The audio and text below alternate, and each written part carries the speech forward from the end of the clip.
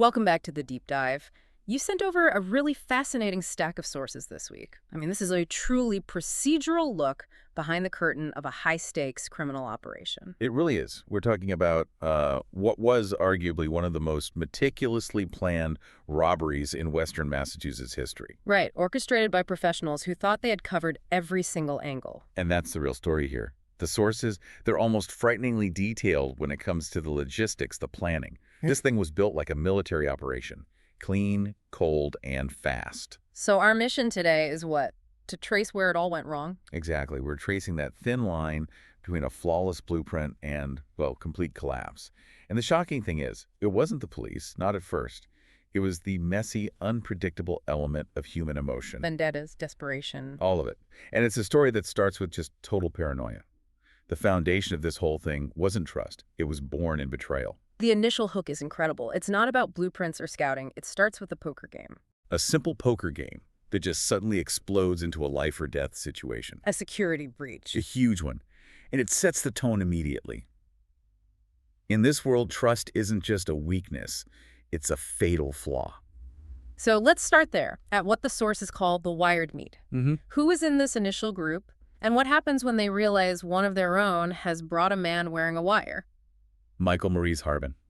McWhitney brought him in, and the scene is just, it's instantaneous and brutal. They're just running through initial ideas at this point, right? Something about dental gold? Yeah, Stratton's dental gold, and then the focus just snaps to Harbin. The sources describe the wire so vividly, it's taped to his pale chest, and right next to it, this thick black metal box. Undeniable. It's right there under his shirt. And Parker, one of the main architects of the whole thing, he doesn't panic. He doesn't even hesitate. He acts like a machine. Completely. He uses his own tie, this dark blue tie with thin gold stripes, folds it double, and just yanks it over Harbin's head, Choking him against the table. while ripping his shirt open to get a clearer look at the wire in the box. It's not rage, It's just cold procedural enforcement. And the most mesmerizing part of this is the reaction of the others, specifically Delicia. Oh, yeah. While Harbin is literally beating on the table, suffocating, Delicia just looks down at the cards. And says what? He says, with total detachment, my deal, I think, and just keeps shuffling. Wow. That is the ultimate test of competence in this world, isn't it? To be that impervious to chaos. It immediately establishes who the real professionals are. Parker and Delicia are on another level compared to, say, McWhitney, who brought the guy in the first place. So they immediately conclude the meeting is compromised. Of course, McWhitney is the likely target. Right. But then Parker raises a much more terrifying possibility. The target of opportunity. Precisely. The most dangerous scenario isn't that the cops were targeting McWhitney specifically. It's that they just found someone vulnerable, Harbin, and dressed him up like a Christmas tree with gear. And sent him back out to see who he'd bump into. Exactly. Who else could he turn? Who else could he contact? The paranoia becomes perpetual. It's not just about this one moment of betrayal. It's about the fear that anyone could be turned. The net is just wider than they thought. And that paranoia dictates everything that happens next. That dental gold job, it's immediately dead. They burn the plan. They have to pivot. So the small job dies, and they decide to go bigger. Much bigger. This is the target change. Delicia presents a plan that is just an enormous leap in complexity and scale. This is the bank asset transfer. In Western Massachusetts, yeah. A merger between Deer Hill Bank and Rutherford Combined Savings. This isn't a quick grab. This is emptying vaults. Records, commercial paper, massive amounts of cash. And it's an all-night operation. Yeah. You're looking at 4 armored vans, state police escorts, private security. The security profile is just exponentially higher.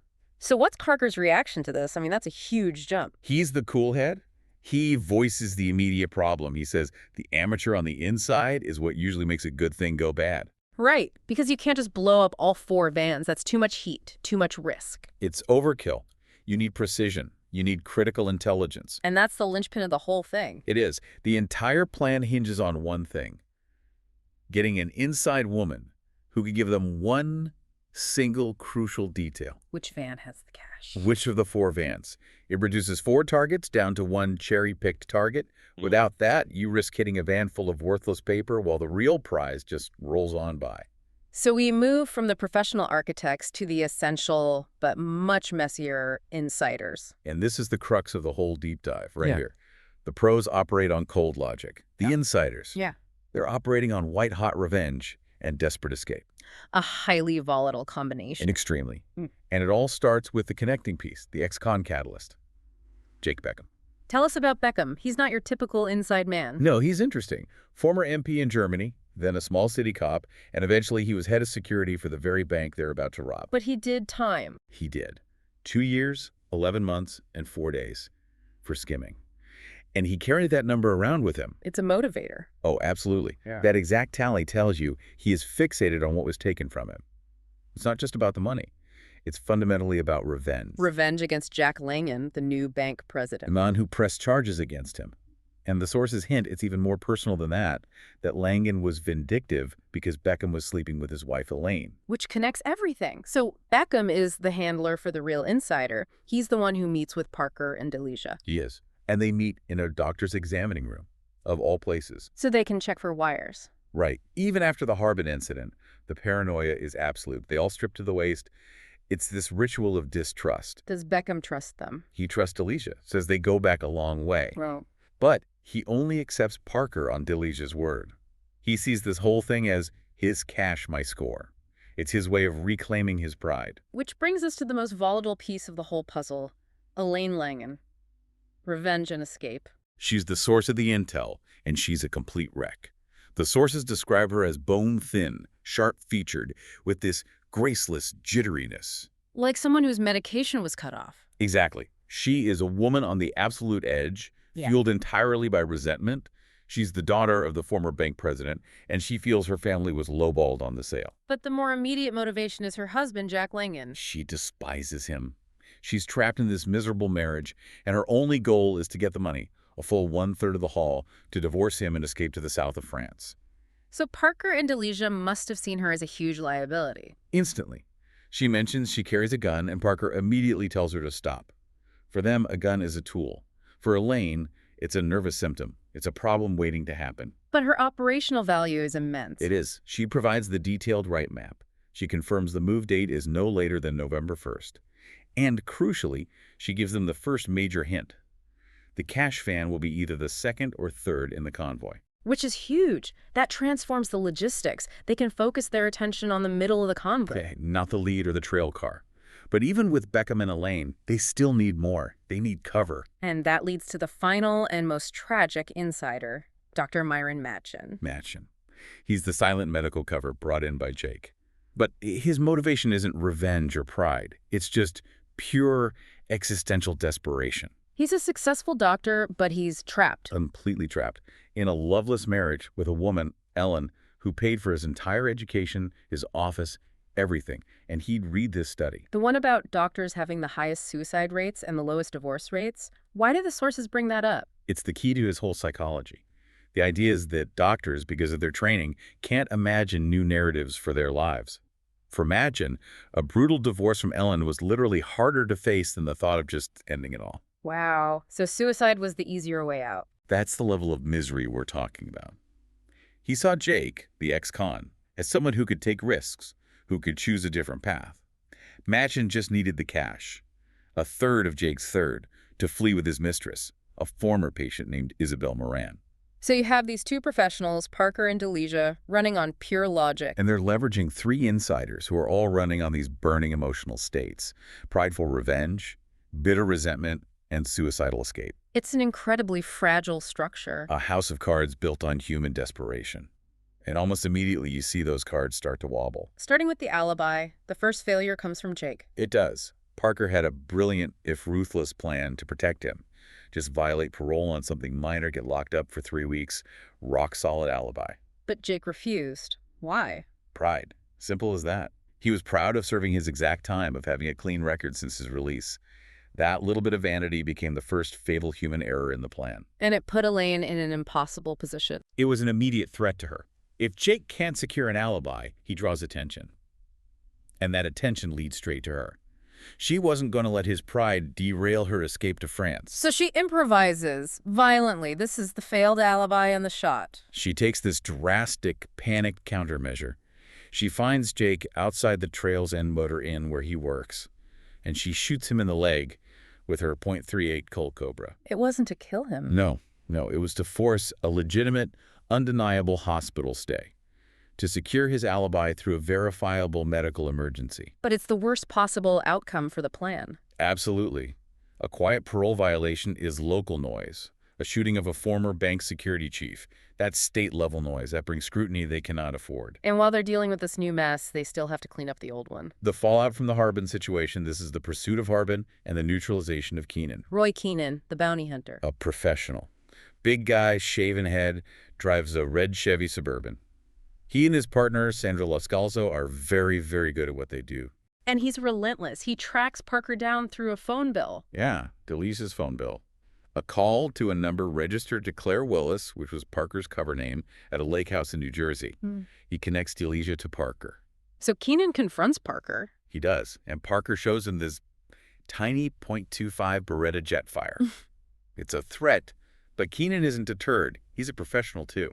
He says he won't quit until he has certain sure proof that Harbin is dead. So he needs confirmation, and that leads him to the weakest link. McWhitney, the man who brought Harbin to the poker game. And McWhitney knows Keenan is getting dangerously close to connecting all of this back to the new job. So he invites him into the back of his bar. To talk, and then he just attacks him with a baseball bat. Shatters his arm, his jaw. Brutal, vicious violence. He neutralizes the threat. He does. But in doing so, they make their own critical human error. Which is? They completely ignore Keenan's partner, Sandra Loscalzo. She's out there operating silently in the background, and now she knows her partner has vanished. And while they're cleaning up that mess, the shooting has already brought the police down on them, led by Detective Reversa. Detective second-grade Gwen Reversa. She is sharp. The sources say she changed her name from Wendy because Wendy's were thought of as blondes, i.e. airheads. She is not an airhead. She immediately distrusts Jake's story about the shooting. Right away, she can tell he's being too casual, that he's hiding his associates, specifically Elaine. So she starts looking for the gun. And learns Elaine has a license for that exact model, a .38 Colt Cobra, and is now claiming it's lost. Reversa connects it all to the bank merger. She sees it's not just a random shooting. It's a loose end related to this huge asset transfer. This pressure forces Parker to step in. He has to. He forces a meeting with Elaine at her house right after Reversa's been there. And he doesn't ask if she shot Jake. He tells her he knows she did it. And he uses that knowledge to control her. Exactly. This is that moment of professional clarity versus amateur desperation. Elaine is terrified of the police, but Parker is only focused on the score. He gives her an ultimatum. A brutal one. He says if she tries to call off the job, if she talks to the police, he or Delicia will kill her. He tells her you swim or you drown. He makes it clear her life now belongs to the operation. But the internal crisis isn't over. The other amateur, the silent cover. Dr. Manjutin. He's drawing attention to himself by nervously hanging around the hospital. Acting guilty. Totally. So Parker and Delicia have to go deal with him. They find him late at night, sitting in his car outside his expensive home, the one his wife paid for. And he is terrified. Utterly. He jolts and slams on the brakes when they tap on his window, and his whole crisis just spills out. He says, I don't want to die. And then the key admission. If this thing you two are doing doesn't happen, I'm gonna die. You're my last hope. So he genuinely believes the robbery is the only thing standing between him and suicide. It is. Which, for Parker and Delicia, just confirms what a massive liability he is. They order him to stay away from the hospital, away from Jake. They silence him, but he's another deeply wounded psyche on their hands. It's amazing they'd surround themselves with this much instability, but I guess the job required it. It did. And with the human elements sort of under control, they pivot back to the mechanical side of things. Section 4. Material and the final logistics. I need the hardware. They need the hardware. Parker goes to Florida to meet Briggs, the explosives man. Briggs is retired, cynical, and only agrees to do it because he feels like he's on a bad streak and needs to reset his luck. So he agrees to transport the material to New England in his van. What exactly are we talking about here? We're talking about weapons that stop things. Their primary tool for the ambush is not a rifle. It's 3 84mm Carl Gustav anti-tank guns. Anti-tank guns. For armored cars, that sounds like overkill. It's the perfect tool for the job. They're portable enough for 2 men to handle, and they provide brute, instantaneous force. They're not trying to blow the vans up. They're trying to immobilize them. To dam the road. Exactly. Hit the engine compartment of the first van to stop the convoy, and the engine compartment of the fourth van to secure the cash. It's strategic immobilization. And for close-range work. 2 Colt Commando assault rifles. Short-barreled M16s, light, effective in close quarters. Briggs even explains he chose them over a similar Finnish weapon because the Finnish one didn't have a trigger guard. That level of detail is incredible. So they've got the hardware, they finalize the rest of the plan. Yep. Delicia has found the perfect ambush site, a tight, deserted intersection. And they get to getaway cars. McWhitney steals a beaten-up Chevy Celebrity from a used car lot. Anonymous and disposable. But Parker gets the most critical piece of equipment besides the Carl Gustavs. The distraction vehicle. Pure genius. He steals a 12-year-old Dodge police car from a tiny, seasonal police force. It looks perfectly legit, Tootsie Roll on top, the whole thing. So everything is in place, except for that one final piece of intel. The confirmation of which van has the cash.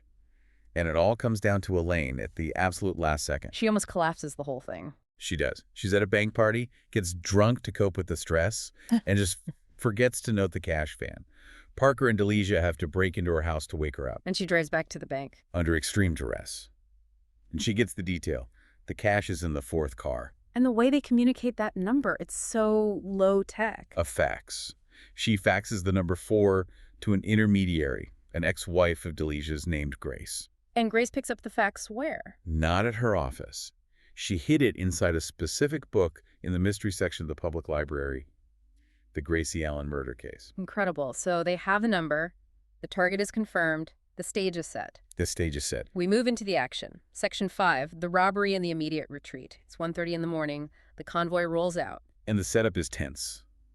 Delicia and McWhitney are in the Chevy with the Carl Gustavs. Parker is cooped up in the stolen police car behind a diner.